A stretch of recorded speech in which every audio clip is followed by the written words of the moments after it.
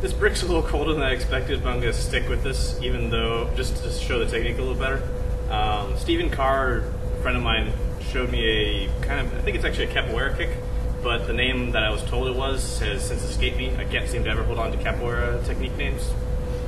But anyway, so it showed me the kick. I do it for fun mostly, but mostly because people like to see it. Occasionally, I want to show off, why not? And now, but since then, I've kind of developed a progression for it, which means you don't just have to straight up try to learn it from scratch. And two, it's almost practical. Still show offy a little bit, but practical. So what am I actually talking about? It looks kind of like this. If you know the name, please just tell me, because otherwise I'm going to call it the kick that shall not be named. So here it is. Like that. Now, like I said, we're not going to just start with that. Let's actually look at some ways to progress to the point where we can go and get the full version.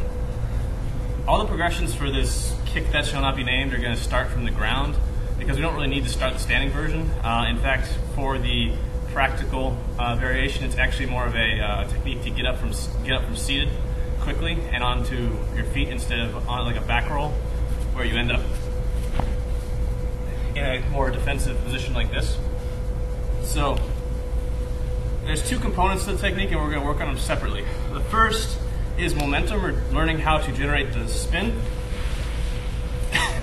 Not necessarily on your butt, but why not? Generate the spin. Two is being able to generate the power necessary to actually initiate the kick. Spin is the easiest to learn first, so we'll start with that. So the start position for this kick is always one leg straight, other knee. This is the end. The bent knee is the kicking knee, or kicking leg.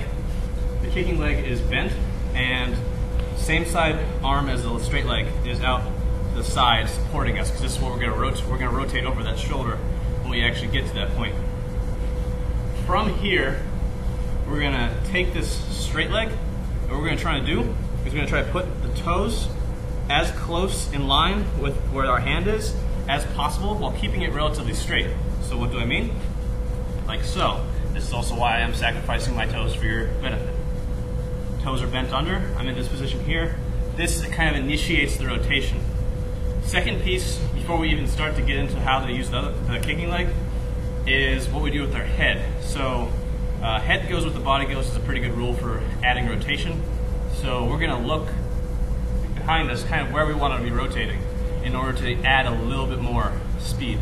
So foot comes out, we look over, like that, and then after that happens, the rest of it really comes from this leg. Right now, we're not really driving, we're just kind of pushing off a little bit, enough that we can start to straighten it out as if we're about to kick someone. So here, kick, and it's going to circle around as much as possible at that point. You just keep working on this until it starts to speed up. So first, it's one stepwise, 1, 2, and then you can start to slowly do it a little faster, like that. That's the first step. Keep working on that, both sides as always. Now for the power, this will look a little silly and only less absurd than what you do for the macaco, which is pretty much a backflip for the same position.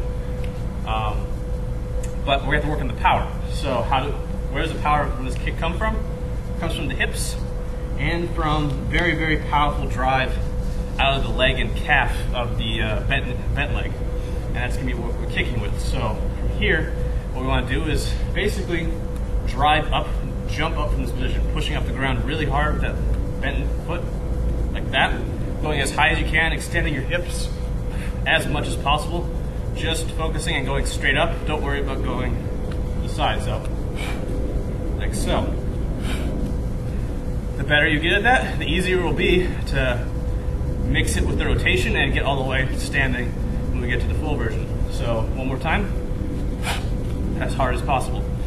Now, we work on these separately, and once they start to mix enough, we're gonna combine the two pieces.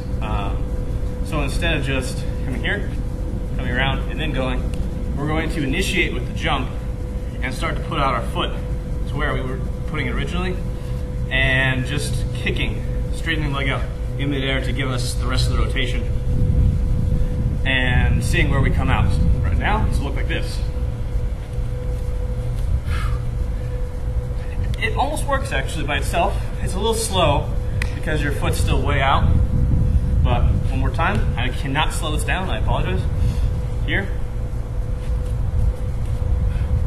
like so. Once that's comfortable enough, the next thing to do is we're gonna stop putting this straight leg so far out ahead of us. It's gonna kind of only plant as if you're just about to be in a straight up standing position like here.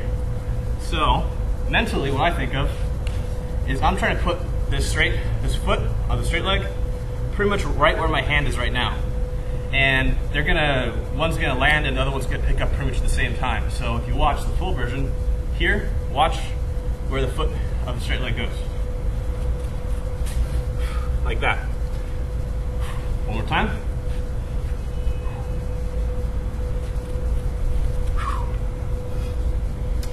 Et voila. There's really not much else to add there other than just keep practicing it, and eventually you get to the point where if you're bored, you're sitting here and you want to get up, instead of doing a back roll, you just do that. And I guess if you really want to, you could do the full version where you kind of fake kick into it and then go over, but it's not that important. Anyway, if you are feeling like you want to show off a little, try it out. Why not?